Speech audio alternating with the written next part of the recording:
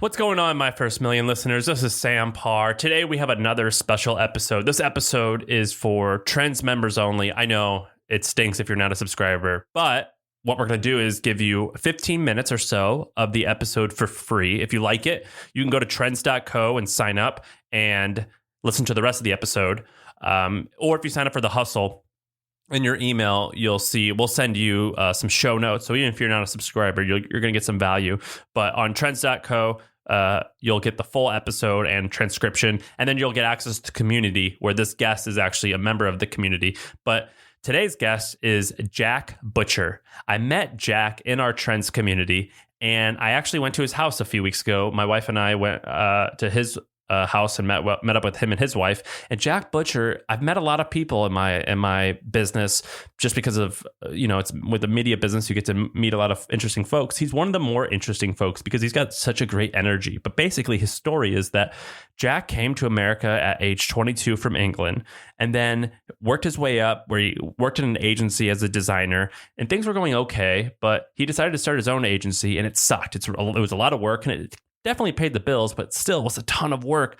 And so he started dabbling with some digital products where he launched this a $19 daily planner on Gumroad, and it kind of took off. I mean, it opened his eyes to sales, to digital products. And so he decided to do this thing where he productized his service, and he created this course called Build Once, Sell Twice, the productization of ideas, I think it's called. And then he also created this other thing called Visualize Value, which is a design course that teaches you how to take concepts that are kind of complicated and put them in really digestible, easy to understand graphics. And I've paid him to do this with some of our stuff, and it's just crazy fascinating. But he built this business to close to $1 million a year in revenue in only 18 months.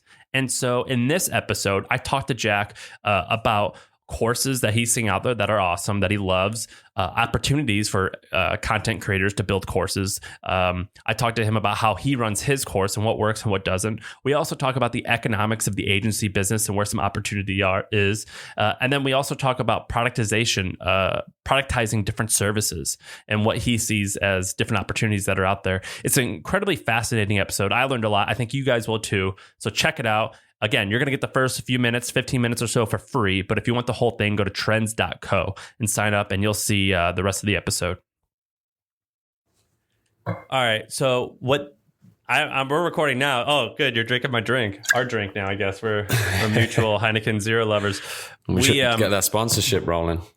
I know. I wish. I'm going to put, so this podcast, what we're talking about right now, this is going to be live on our main podcast feed, and it'll get listened by a ton of people. And then we're going to chop it up at one point, and only Trends members are going to see it. Nice. And so what I wanted to talk about today was some of your course stuff, but right now, I've already written the blog post, and we're live now. We're recording. I've written the blog post, and what I've said about you is that I don't know how I met you on Twitter or something in the group. I don't remember how I met you, but then we went and hung out in real life, and I have to say, you're one of the more interesting people I've ever met. And your business your business is fascinating. The summary that I'll give, and then I'll let you do all the talking, is that you came from England at what, 22? 21, I think, yeah. 21. You did a bunch of part-time, low-paying agency gigs, kind of worked your way up the totem pole a little bit, eventually quit, and you're like, I'm going to start my own agency. You started your own agency, and it did mildly well. Like, it paid the bills for sure, but it was a pain in the ass, hard work. You hated it. You created a $19 Gumroad thing on how to organize your thoughts, and it did okay, but that kind of clicked for you. And then you created this Visualize Value store, course, whatever you want to call it, community, and you share your revenue numbers, and 18 months in, you're in the ballpark of like 800 to $1 million a year in revenue. Yep. Great. So I care a little bit about your journey, but tell me just like a little bit in your words, even though I'm doing all the talking for you.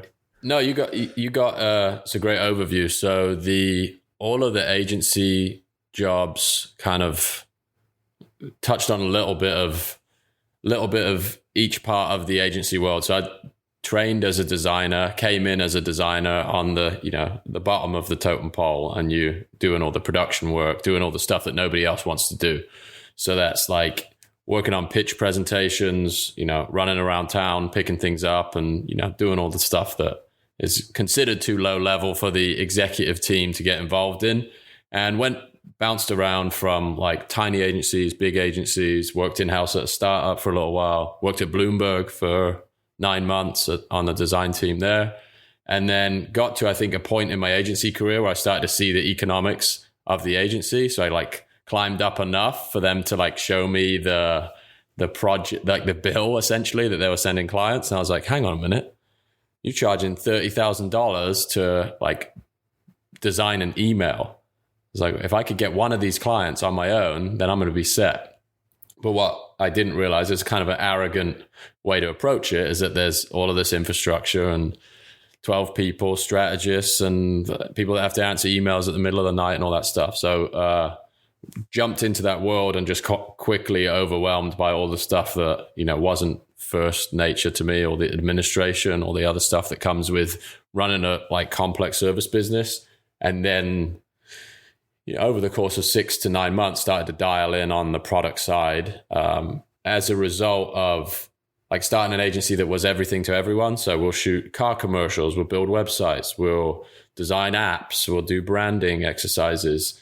And then I just narrowed in the service mix to just do one thing. And that's how we met. And if you recall, was the presentation for that ideation boot camp. And I just went all in on this idea of visualizing value, which was something that I did to acquire business. I was building pitch decks to basically win business. And that was the asset that I would never get paid to make, but it would always get me a job. And then I was like, a bell goes off. It's like, oh, maybe there's a market to just make these assets as the agency service. And then obviously you hit a limit there with the time. And then started, looking at how I could productize that skill set. And that's where the course product started to come from. So maybe we should break this conversation up. And I asked you to prepare a little bit with some course ideas. Maybe we should break this conversation. I want to learn about the agency business. I want to learn about productizing a service. And I want to learn about courses let's start with courses. So your business is like in the $800 to $1 million range now. And this is all public. You tweet this out. Yeah. With a lot of times with courses, I've got friends that have them and they like get big fast, but then they kind of teeter out. Do you think that's going to happen with you? It may. What's interesting, I think, is the thing that brings in business for the course is like remaining relevant on the front end. So this, like my social presence in itself, I think the learnings that I'm producing as a result of the promoting the course go back into the course. So it's like this self-fulfilling feedback loop. And while one of the courses is specific to design, the other one is about productization. So it feels to me like it has a longer runway because that is, there's a huge market of people that have an incredible amount of knowledge or experience that they want to turn into something that they can, detach their time and income and sell repeatedly.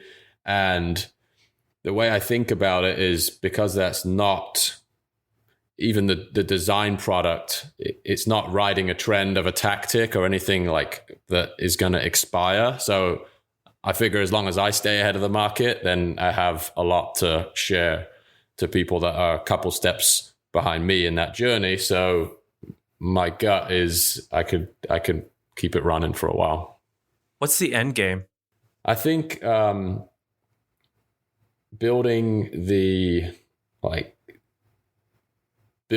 the media component of the company up a little more than it is now. So the courses sell as a result of the things that I'm producing in real time on social. So there's a pretty linear relationship between, me making content and posting it on social and earning from the course. So the end game is to just slowly increase. Well, it's not an end game, but the target that's ahead, that's going to stay ahead, is decrease the amount of daily creative input to sustain a certain volume of sales. Does that make sense? So, but do you have a goal? By 40, you want to do something? Do you want to sell this business? Do you have a kind of something that you... honestly, it's been just a process of doing less of what I don't want to do over time. And I've kind of hit that point now where most days I'm doing what I want to do. So like the goal thing always tends to put me on a path for a certain amount of time that I have to make some aggressive compromise or try and hit a target for some arbitrary reason. So there is no 5-year, like this is exactly what needs to happen. I think just optimizing for having a good time. You're just living. Trying, yeah. My friend Andrew, this is only the second time that we've done this, and he was like, I just want to figure out what makes me miserable and avoid it. Yeah, it's about spot on. That's very articulately put. You, okay, were you able to think about this whole course thing? I imagine what you felt is what a lot of people feel, which is like, there's no way someone's going to pay me money for this. Sure. Yeah, 100%. What do you think where do you think are some interesting courses that are doing well? You told me about one that I'm going to buy, actually. So I take courses a lot. There's one on how to buy a luxury car at a discount and sell it after you drive it around for a year at a similar rate at what you purchased it for. That's a great example, yeah. How big is that one? How big is it? Yeah. I would think they're probably doing high 6 figures a year off that. That's crazy. What's that one called? Exotic Car Hacks, I think it's called. Yeah. God, that's brilliant. Yeah. And the way that you get fascinating.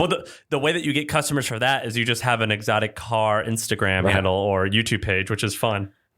Yeah, I think those are the ones that tend to do well, right? Is when you have some way to promote it on the front end that's so naturally aligned to the course itself. And that's one of the reasons in hindsight why I think Visualized Value took off, is you have this organic content engine on the front end where you can produce something. Someone's like, oh, that's cool. I want to learn how to make that. And then you can feed them into the product loop. So that's like a huge part of making it sustainable and work the sell as a result of producing content on the front end. So that, I think, is a trend, and the exotic cars is a great example of that. You have something to point at that makes people want to learn the thing. What are some other examples that you like? I mean, I've seen there's a few people on Twitter that are like AWS. I don't know the intricacies of some of this stuff, but like dissecting some facet of like Amazon AWS. You should check out Daniel Vassallo. He's doing good numbers on Gumroad with an AWS product, and there's a few people that are. What's that mean? AWS product? Amazon Web Services. Yeah, but what's that mean? A product? Oh, it's a tutorial on how to get the most out of some facet of AWS. So it's like super niche, and you can imagine if you wrote a book on that. You might charge a similar price for it, but it would be, the return would be significantly lower, I would imagine, unless you're with some huge publisher and you've got a big reputation. But you can get into that niche and capture so much more of the revenue. I know people with big books. You make more money than they do. Right. Yeah, it's fascinating. You go direct to consumer, yeah. For some reason, you call it a course, so you could charge $299. You call it a book, and at most $29. Right. That's outrageous. Yeah, $29 for a book. Someone's life work. It's nuts. Yeah, this is just a slight tweak in positioning. Obviously, you can do things with a course that are slightly different than a book. You can't put a video in a book, or but you can get close enough with the information. It's just, there's a different perception of it for sure. What did you use to learn how to do this? I think it's probably a byproduct of taking a fair few and like figuring out what I like and don't like when I'm learning. And I also did had this feedback loop with Celia, who you met, my wife. She's not a designer, so when I first did the thing, I was like making the curriculum and giving it to her. I was like, does this make sense? Can you follow this? If you had no context, would you be able to do this? Or am I missing something? So finding somebody who who is your target audience and making them go through it in order. And they're like, yeah, I've no clue how you got from here to here, or this thing is missing. So that little feedback loop was like instrumental in, when we launched it. Everyone's like, oh yeah, this makes a ton of sense. And her feedback actually made me include stuff that I wouldn't have ever thought to include. Maybe, you as the practitioner maybe don't think that point X is necessary to communicate, but you probably need to. So that's a huge part of it. There's no like official resource on how to do it, just responding. Well, there will be, but I didn't use any. When you look at like who does it best, who do you use as your North Star? For courses? Yeah. I logged into that Sam Ovens guy, consulting.com. He comes off as a scammer, but damn, his shit's good. Yeah, I mean, it's like incredibly comprehensive. I think so much of it has to do with like learning style. Like some people want to sit through a 2.5 hour like webinar style, show me the like full on philosophy principles, like the psychological breakdown of how this ad works. And other people like, want to read a 45-second article and understand what it is. So it's hard to say who's doing it best, because I think everybody's kind of got a different take on it. And I still think it's early. When I first got into it, I was like, there's so many people doing this. I've seen like thousands of different courses and feels like getting in late into the game. But when you get into that world, there aren't really, there aren't a huge amount of people doing it. And if they are, they're kind of not a standalone brand. They're using something like a Teachable or a Thinkific, or it's like they exist within this marketplace. They don't have a brand unto themselves. So a lot of those platforms dictate how the courses work versus people that are building like custom configured things based on how they like to learn. Is there anything that you've seen, like someone's blog or a YouTube page, and you're like, man, if you had a learning component to this, your business would be significantly larger? Anything that comes to mind that's an obvious move that someone hasn't pounced on, in your opinion? I think there's like loads of consulting businesses that could be doing this. People that have like really expensive services that they sell one-to-one, but could have a productized version of it that exists at a tenth of the price. That's essentially what we have going on now. Specific examples, I'm thinking like a lot of skills that teach people to be like self-reliant in some way. So like creative, the ability to like, I think design is a good example. Writing is a good example. Writing is a popular one. My best friend Neville has copywritingcourse.com. He's been doing that for 15 years, maybe 10 years, making an awesome living. Then there's that guy, Dave Perel. It's called the Rite of Passage, I think it's called. I think he charges $2,000 or $4,000 to learn how to write. Writing is like a massive market. I think your market of design is huge. I think that other markets that are huge, but they're played out a little bit, is Excel. I think Excel's a little played out. I think that the whole no-code thing still has a lot of room, like how to just hack your way through Webflow. That's kind of interesting.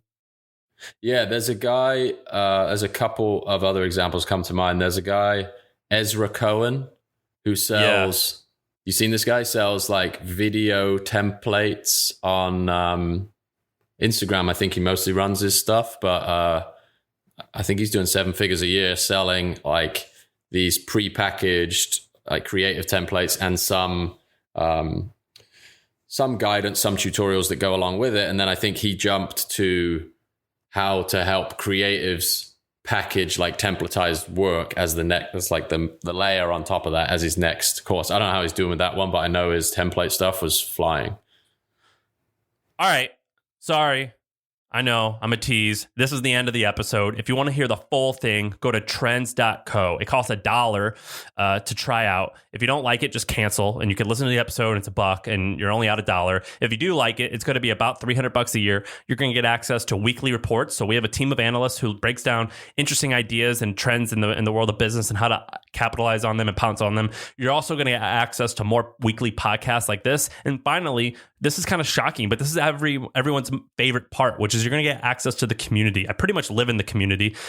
Jack is in the community, and our team's in the community, and tons of crazy, interesting people like the CEO of HubSpot, the founders of Shopify, founders of Hootsuite, all these amazing people are in the community, and we all just share ideas and we comment on each other's ideas. And I've actually met up with a ton of the folks who I've met in the group. So it's so fascinating. So go to trends.co if you want to join that and get the full episode. And I'll keep doing these where you'll get a little bit of access to some of the paid stuff. But we have a ton more. So check it out, trends.co. See ya.